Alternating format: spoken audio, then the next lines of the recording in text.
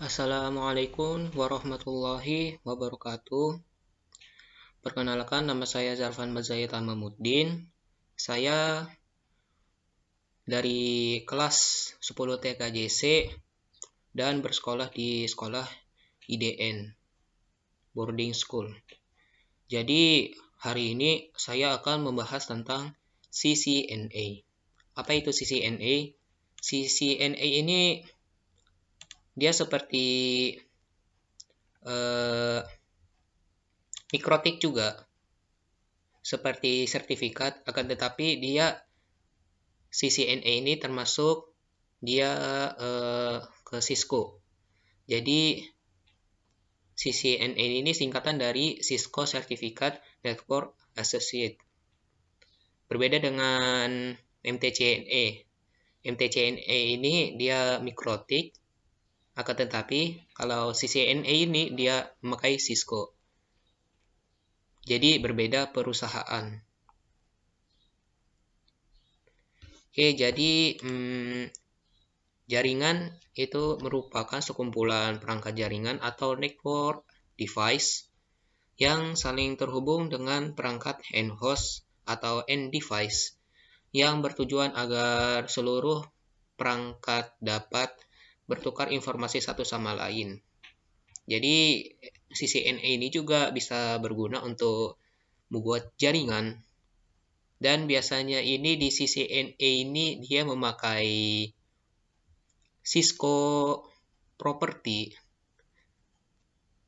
Ya, jadi buatannya Cisco, tapi kita juga bisa memakai produk-produk lain, akan tetapi dia memakai cara yang berbeda dengan Cisco ini.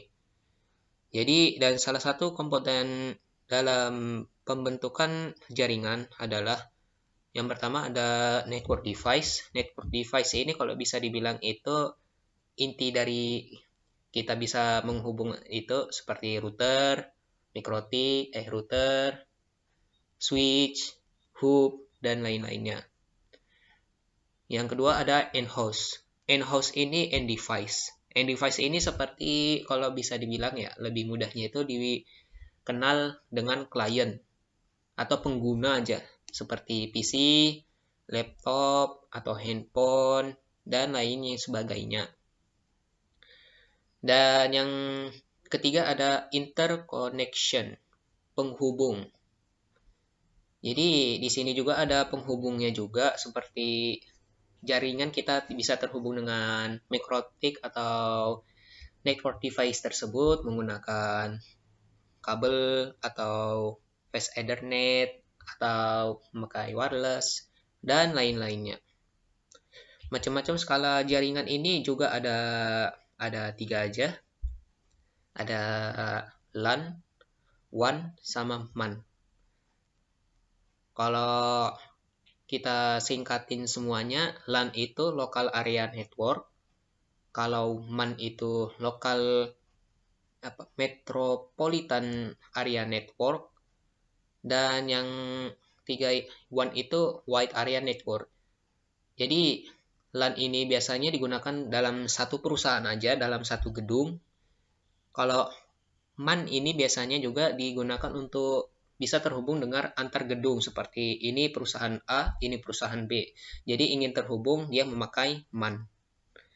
Oke, jadi yang WAN ini dia bisa terhubung dengan antar benua.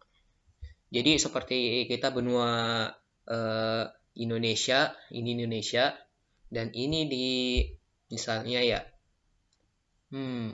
kalau yang jauh ya seperti Arab sajalah kita bayangkan. Nah, kita di situ kita memakai WAN atau Wide Area Network. Jadi di sini juga ada OSI layer. Apa itu OSI layer? OSI layer itu Open System Interconnection, yang merupakan salah satu model umum suatu jaringan yang mana digunakan untuk membangun suatu jaringan agar dapat saling terhubung, walau berbeda vendor yang dikeluarkan oleh OSI yang dengan International Organization for standardization yang dibagi menjadi 7 layer. Jadi di OSI layer juga ini ada 7 pembagiannya. Yang pertama itu ada physical. Physical ini biasanya itu digunakan untuk hub. Yang kedua ada data link. Data link ini biasanya juga dia digunakan OSI layer 2 ini biasanya digunakan oleh switch. Yang ketiga ini ada network. Network juga ini ada biasanya digunakan MikroTik. Jadi dia mengirimkan paket. Dia ini juga di bedanya OSI layer 2 sama 3 ini dia kalau 2 ini memakai MAC address biasanya. Tapi kalau yang layer 3 ini dia memakai IP address pengalamatannya. Dan juga ada yang lain-lainnya seperti yang keempat itu transport, session, presentation, sama application. Ini biasanya ini dia nggak termasuk jaringan, tapi juga dia termasuk OSI juga. Jadi biasanya kita cuma mempelajari yang dasarnya saja. Itu cuma 1, 2, 3 physical, terus data link sama network.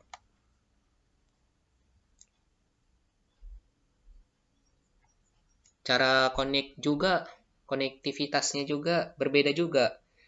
Kalau 1 sama 2 ini dia harus sama. Kalau berbeda itu tidak bisa. Tapi kalau yang di layer 3 itu dia bisa menghubungkan dengan network yang berbeda juga.